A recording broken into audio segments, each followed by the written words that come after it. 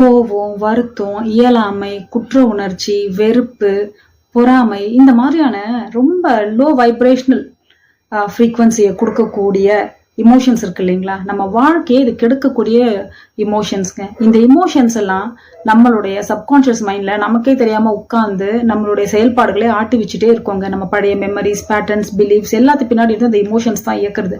இந்த இமோஷன்ஸ் நமக்கு நாளடைவுல உடம்புல நோயா வெளிப்படுறதுக்கான வாய்ப்புகளும் இருக்குங்க. உங்க எனர்ஜி லெவல் அதை அஃபெக்ட் பண்ணும். அப்புறம் அதுக்கு ஒரு வாய்ப்பு கிடைக்கிறப்போ பிசிக்கல் லெவல்ல அது உங்களுக்கு தொந்தரவா வரும். புரியுதுங்களா? அப்போ உங்களுடைய உடல் நலம் நல்லா இருக்கணும்னா உங்க மனநலம் கண்டிப்பா நல்லா இருக்கணுங்க. அதனாலதான் எந்த ஒரு தொந்தரவுக்கும் மருந்து எடுக்கிறப்போ அப்போதைக்கு சரியாகவும் திரும்ப வரும். ஏன்னா நீங்க அப்ப இருக்க அறிகுறிகளை அப்ப இருக்க தொந்தரவை தான் சரி பண்றீங்களே தவிர அது வர்றதுக்கான உங்களுக்குள்ள இருக்க அந்த இமோஷன் எது காரணமா இருக்கோ அதை நீங்க ரிசால்வ் பண்ணல. அப்போ திரும்ப திரும்ப அது உங்களுக்கு ஒரு ட்ரிகர் ஃபேக்டர் கிடைக்கிறப்போ உடம்புல வந்துட்டே தாங்க இருக்கும். அப்போ ஆரோக்கியம்ன்றது உடல் நலம், மனநலம் எல்லாமே நமக்கு சமநிலையில இருக்கணும். அந்த சமநிலையை தரக்கூடிய பிராக்டிசஸ்